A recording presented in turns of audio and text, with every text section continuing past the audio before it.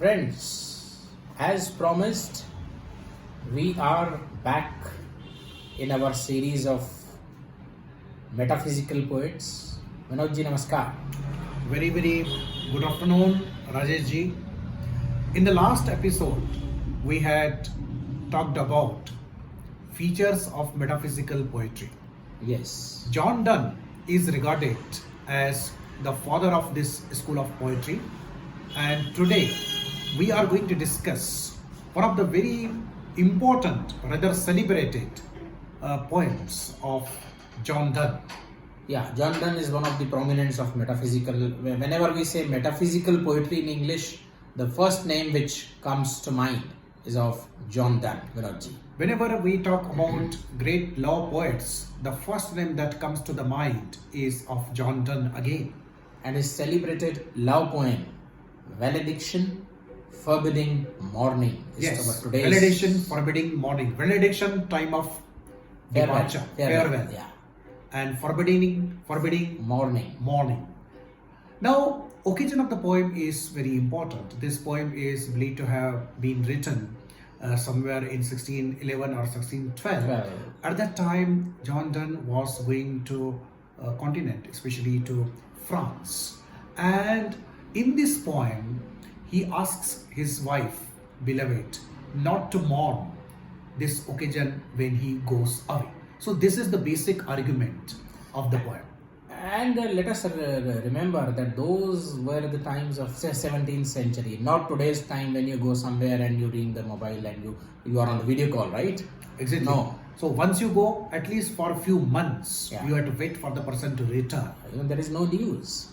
Right? Yeah, you are not aware what is happening to that person, whether the person even is dead or alive. Yeah.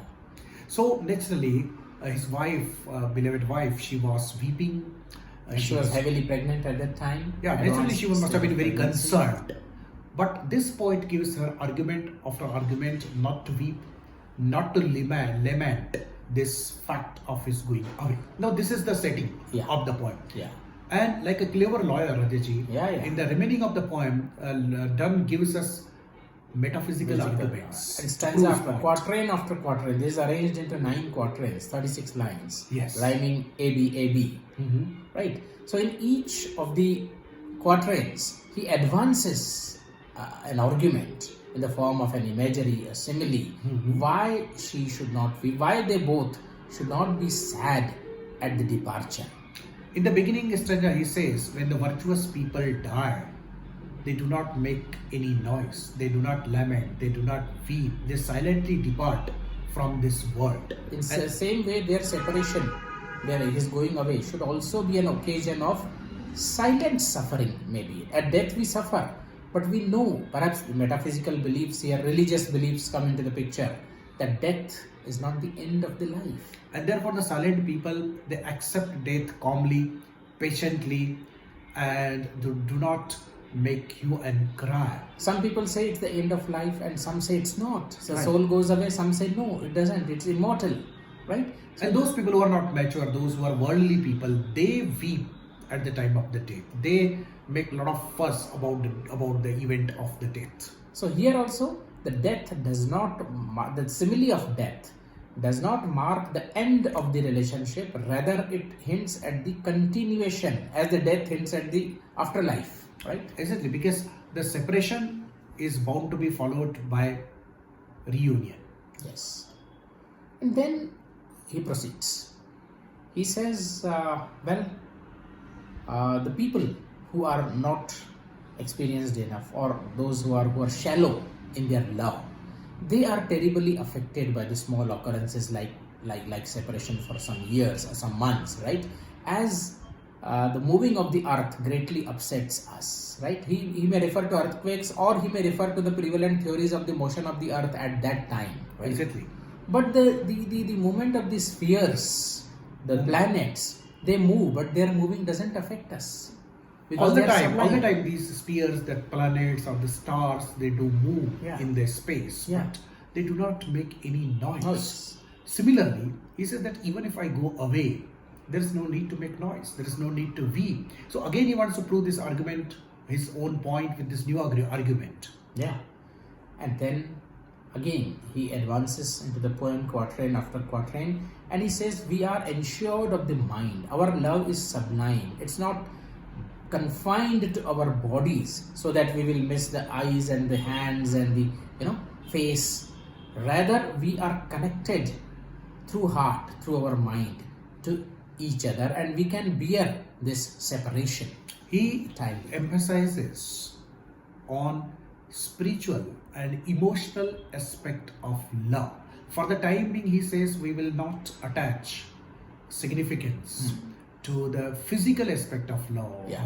Lips and cheeks and hair and all these physical aspects of the love, they may be important, but they are not all. And in English literature, John Donne is perhaps the first poet who attaches equal significance to physical and spiritual aspects of love. Especially in his another poem, Ecstasy, Yeah. he says the love is made of both the elements, physical as well as spiritual. Generally, what happens in the poetry, the extra physical dimensions of love, emotional dimension is much more They are emphasized, glorified. glorified. But here, even though he gives importance to the body, but he says, if there is separation, for some time I have to go away, then let us accept that we are connected emotionally. Rajesh, here I can perceive a very important argument. Even though at ordinary times love may operate at physical level, Yeah. so physical participation in the love is important. But when you are away from your beloved, at that time the spiritual element comes into prominence. If your love has that spiritual touches, perhaps we are able to withstand the times of separation. I think here this spiritual element of the love has psychological value. Definitely. Otherwise, if you extrapolate this poem to today's era, where out of sight is out of mind, and we do have the technological means of remaining connected, but suppose we are not connected, then we tend to think negatively of each other. Exactly. If you do not hear from somebody whom you love for a few days, Yeah. there is a doubt in your mind that perhaps the concerned person has forgot you. Today, last seen is last been. Last seen on WhatsApp, right? It is equivalent to last been. You have lost been. In this way, the present argument of John Donne assumes greater significance, that we should be ready to bear absence of that person whom you really love. It's not that the love always assures presence. Definitely. He says ensured of mind. It's a very beautiful phrase, very beautiful turn of phrase, right? Then he comes up with a very metaphysical argument. He says, my going away can be compared to the beating of the Thin wire of gold. into airy thinness. Because if you beat gold, is malleable. It is malleable, right? It does not break into the pieces. It goes on becoming thinner and expanding in length. So he says, my going away is nothing but it can be considered as expansion of the sphere of our law. Yeah. I mean, it will become thin, but it will not break. It will keep us connected. So here we are simply dumbfounded Yeah. to find that similarity between the beating of the wire of the gold and the expansion of the relationship of love. No traditional poet will give this simile. And this type of comparison is known as conceit in the language of English literature. And definitely he is also operating from the alchemical background. In those times, alchemy was very much in vogue. So maybe he wants to turn his love into gold, right? Yes, because these metaphysical poets, they show their learning in the poetry, and in the last three stanzas are devoted to the description of the famous simile or conceit of compass. It's a world famous simile, perhaps the longest sustained conceit in English literature, critics have called it, and it has prompted Samuel Johnson to label the metaphysical poets as two heterogeneous ideas they yoke by violence together. What does he mean by this? I mean, we will dwell on this compass simile. Compass, you have seen that is used in the mathematics and the science. It has got 2 feet. Yeah. And if you want to draw a circle, one foot has to be fixed on the paper, and another foot has to go in wrong. Draw the Like degrees, and at 360 degrees it can come back. But and at the draw. other end, both of the feet are joint. Joint. So one moves, one doesn't. One is fixed, right? Yes. So he says, my wife, my beloved, he tells her that you are like a fixed foot of the compass that remains at home. And I'm like the moving foot. Yeah, I may go away, but at the same time, physically this separation is visible. But at the end, at the one end, as both the feet of the compass are joined, spiritually, emotionally, psychologically, we are joined. We are not separate. And apparently the fixed foot doesn't move, but it inclines. It bends a little when the moving foot moves, right? And another underlying idea is that if the fixed foot is not stationary, it is impossible for the other foot to go in circle and draw a line. Therefore, he says that if you are firm, if you remain here, your firmness makes my circle just. Yes, if you are here firm and if you wait for me with expectation and hope, perhaps I'll be able to complete my tasks outside in the outside world.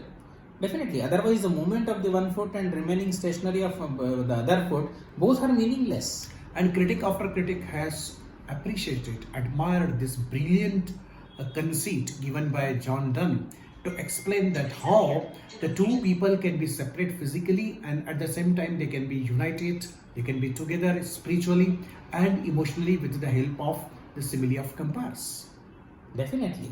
And it operates on the multiple levels, right? How it gives meaning to the movement of one person, maybe one foot, and how it gives the meaning to the fixed appearance or remaining fixed of another person. Both derive their meaning from each other. So in this way, the compass justifies, the domestic life where the traditional division of labor is there. Wife remaining at home, taking care of home, looking after home, and the husband moving about, getting the means of livelihood, right? Or maybe the other way around sometimes, right? Rajaji, if I'm permitted, little going away from the poem, and imagine that both the feet of the compass go out, and there is no foot to remain fixed at home. So it will create a havoc in the life. Wow! Whatever you may say about the gender equality and the rights of women and men both to work and earn because of the economic compulsions, but that has really upset the equilibrium of happy life. Definitely. They move but there is no compass, right? Yeah, they keep somebody. on moving, I'm not right? saying that it's a woman who has to remain at home. Anybody, at least out of two partners, one has to take care of home. Yes. And only then there can be happiness, there can be understanding, and there can be justice to both work and home. Yeah. So, friends, tell us how you like this discussion about John Donne's famous celebrated poem, Valediction, Forbidding. And some of the lines are bound to remain with you long after you have read them. Yes. We'll be back soon with some other interesting discussion. Till that time, bye-bye. Bye.